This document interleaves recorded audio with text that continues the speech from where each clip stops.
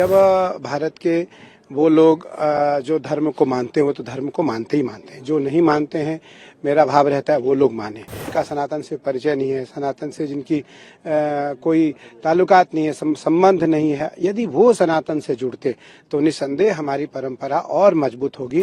रात्रि में 10:10 पर उसका मुहूर्त निकला और उसको बीज मंत्र की दीक्षा दी गई और यह बड़ा ही एक अद्भुत क्षण था उसके लिए। 4 दिन वो शिविर में रही, उसके बाद यहाँ से भूटान गए। कुंभ का वातावरण लिटरेचर के रूप में, पुस्तक के रूप में आ सकता है। मुझे लगता है ऐसे वैचारिक जो कुंभ हैं वो जरूर होने चाहिए हर शिविर में, और इससे एक कुंभ के ऊपर मंथन होगा।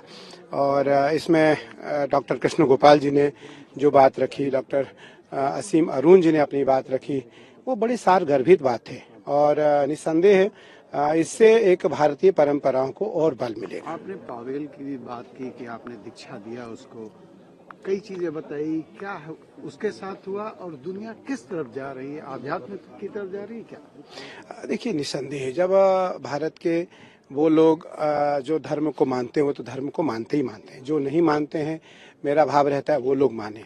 और फिर जो दुनिया के वो लोग हैं जिनको सनातन से परिचय नहीं, जिनका सनातन से परिचय नहीं है, सनातन से जिनकी कोई ताल्लुकात नहीं है, संबंध नहीं है, यदि वो सनातन से जुड़ते तो निसंदेह हमारी परंपरा और मजबूत होगी उन देशों में जहां हम मजबूत नहीं हैं। पावेल को आपने कब दीक्षा दी, क्या हुआ? हमने 14 जनवरी मकर संक्रांति के दिन स्नान के पश्चात जब मैं आया, रात्रि में 10:10 पर उसका मुहूर्त निकला और उसको बीज मंत्र की दीक्षा दी गई और यह बड़ा ही एक अद्भुत क्षण था उसके लिए। हम तो दीक्षा देते रहते हैं सबको, लेकिन उसके लिए अद्भुत क्षण था कि उस दीक्षा के बाद उसको एक अच्छी सनातन परंपरा की अनुभूति हुई, आध्यात्मिक अनुभूति हुई और उसको उसने सबके सामने प्रकट किया और अपनी बात रखी कि आज मेरा जो जीवन है वो धन्य हुआ और हमारे अंतःकरण में एक आत्मीयता की, आध्यात्म की जागृति हुई, उसकी अनुभूति मुझको हुई। 4 दिन वो शिविर में रही, उसके बाद यहाँ से भूटान गए। अब उसको अमेरिका में कोई कार्यक्रम है उसमें उसको सम्मिलित होना था। वो वापस आने की भी क्या कोई खबर? नहीं, अभी तो नहीं। वो सावन में हमारे आश्रम में आएगी और सावन में हमारे साथ पूजन में वो पुनः 1-2 दिन अपने गुरु स्थान पर रहेगी। वरन लिटरेचर के रूप में, पुस्तक के रूप में आ सकता है। मुझे लगता है ऐसे वैचारिक जो कुंभ हैं वो जरूर होने चाहिए हर शिविर में, और इससे एक कुंभ के ऊपर मंथन होगा। और इसमें डॉक्टर कृष्ण गोपाल जी ने जो बात रखी, डॉक्टर असीम अरुण जी ने अपनी बात रखी, वो बड़ी सारगर्भित बात थे और निसंदेह इससे एक भारतीय परंपराओं को और बल मिलेगा। आपने पावेल की भी बात की कि आपने दीक्षा दिया उसको, कई चीजें बताई, क्या उसके साथ हुआ और दुनिया किस तरफ जा रही है, आध्यात्म की तरफ जा रही है क्या? देखिए, निसंदेह जब भारत के वो लोग जो धर्म को मानते हैं वो तो धर्म को मानते ही मानते हैं, जो नहीं मानते हैं मेरा भाव रहता है वो लोग माने।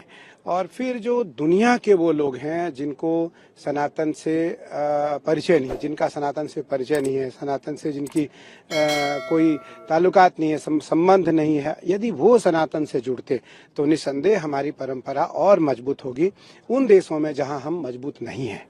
पावेल को आपने कब दीक्षा दी, क्या हुआ? हमने 14 जनवरी मकर संक्रांति के दिन स्नान के पश्चात जब मैं आया, रात्रि में 10:10 पर उसका मुहूर्त निकला और उसको बीज मंत्र की दीक्षा दी गई और यह बड़ा ही एक अद्भुत क्षण था उसके लिए।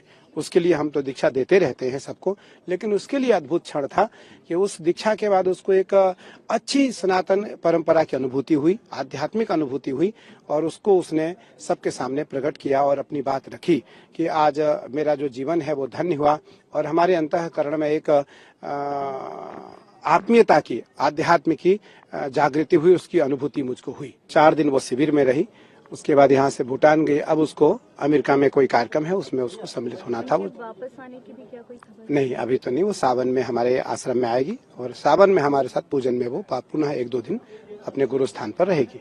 अमर उजाला जीवांजलि के सारथी की मदद लें और महाकुंभ में स्नान जरूर करें।